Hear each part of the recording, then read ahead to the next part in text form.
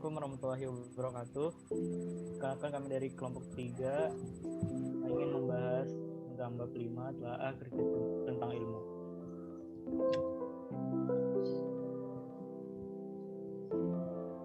Tiga yang beranggotakan sebagai Sri Purbawarini, Zidan Hamdani, Cynthia Zahra, Mehsa Zahra Anissa, serta Gladys Alexis. Sebagai seorang ilmuwan, sangat perlu untuk menelaah berbagai konsep dan teori yang ada untuk menuju kebenaran. Ilmu pada dasarnya ditentukan untuk mencapai kesejahteraan manusia, tapi kenyataannya ilmu dan teknologi terkadang malah mencelakakan manusia. Tujuan manusia berilmu adalah agar manusia dapat berterima kasih kepada Allah dan bukan untuk mengingkari kekuasaannya. Pada bab ini akan disajikan berbagai pendapat dan kritik tentang tingkat perkembangan pengetahuan manusia, pandangan Islam tentang sumber ilmu, dampak ilmu dan teknologi baru. Tingkat perkembangan pengetahuan manusia. Ilmu pengetahuan adalah usaha-usaha sadar untuk menyelidiki, menemukan, dan meningkatkan pemahaman manusia dari berbagai segi kenyataan dalam alam manusia. Namun segi-segi ini dibatasi sehingga menemukan rumusan-rumusan yang pasti, dikutip dari Wikipedia. Tahap perkembangan manusia dibagi menjadi 3 bagian oleh Comte pada tahun 1798 sampai 1857, yaitu yang pertama, religius, metafisik, dan positif.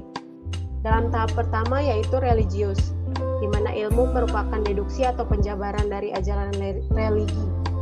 Tahap kedua, orang mulai berspekulasi tentang keberadaan yang ditelaah, terbebas dari pengetahuan ilmiah, di mana asas-asas yang diperlukan diuji dengan positif dan dalam proses verifikasi yang objektif. Namun, teori positif Comte mengatakan bahwa agama adalah pengetahuan yang primitif dan suatu saat akan punah adalah salah. Orang-orang pada saat itu tetap memegang ilmu metafisik dan agama. Dalam buku yang dikarang oleh Rahman dengan judul Al-Quran dalam berbagai disiplin ilmu mengajarkan bahwa Tuhan memberikan ilmu pengetahuan untuk dipelajari agar dapat memenuhi kebutuhan. Semua itu dibuat Tuhan agar manusia dapat memanfaatkan dan berterima kasih, bukan untuk mengingkari kekuasaannya.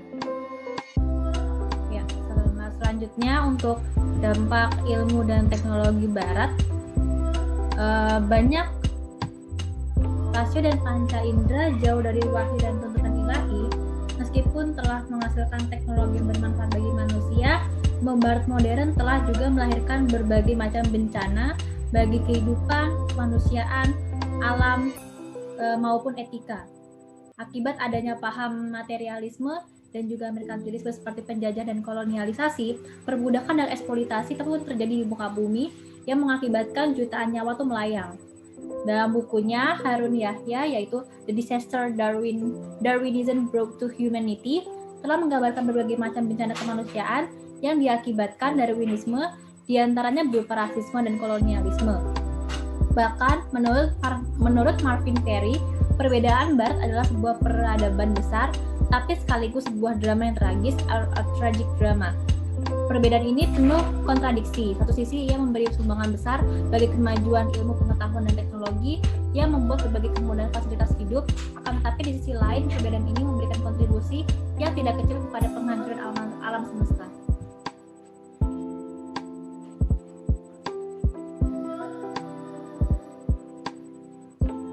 Apakah ilmu bebas nilai?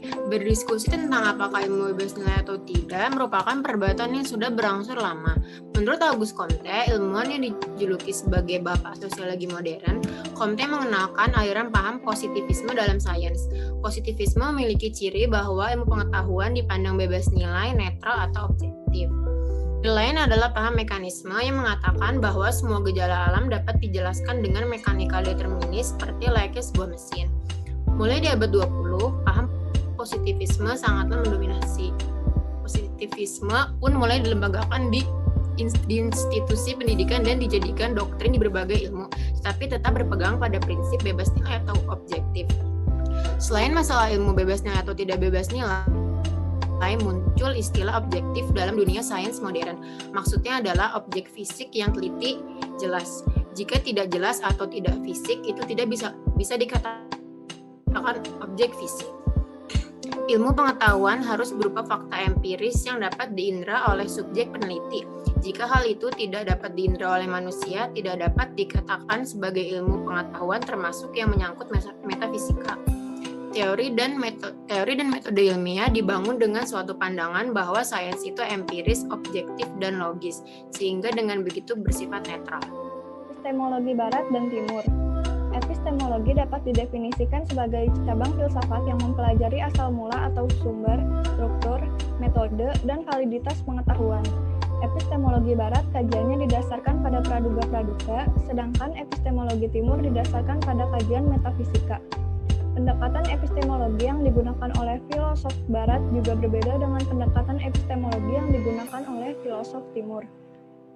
Filsuf Barat dan citra tradisi epistemologi Barat adalah yang pertama menggunakan pendekatan realitas yang berdasarkan pada akal budi atau rasio, yang kemudian diabstraksikan menjadi suatu ilmu. Yang kedua mempunyai suatu sistem, suatu rumusan abstrak yang merangkum seluruh alam semesta. Kesimpulan abstraksi ditetapkan dengan analisis rasionya.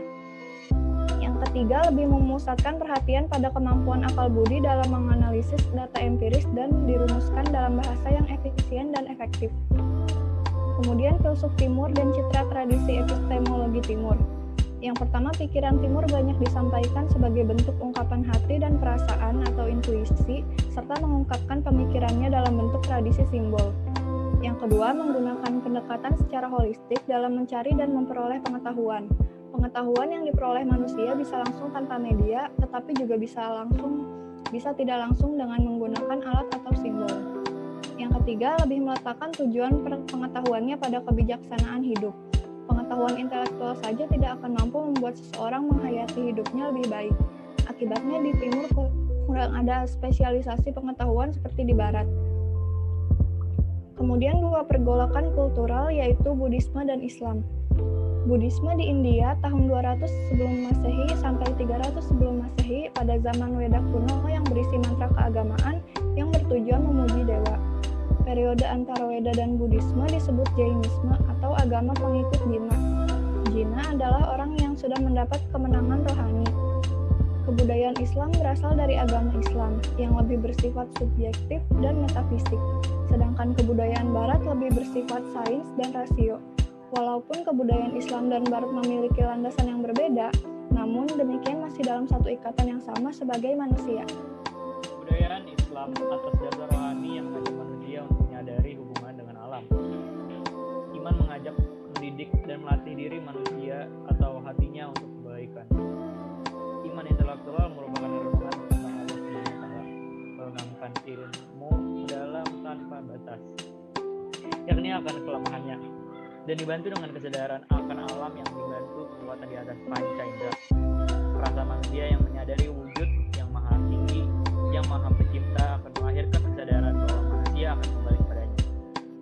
Terdapat perbedaan antara pendekatan epistemologi yang digunakan oleh filsuf Barat berbeda dengan pendekatan epistemologi yang digunakan oleh filosof Timur.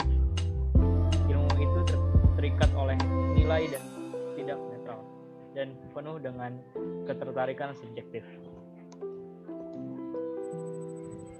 Baik, itulah presentasi kami. Mohon maaf jika ada kesalahan kata. Terima kasih. Assalamualaikum warahmatullahi wabarakatuh.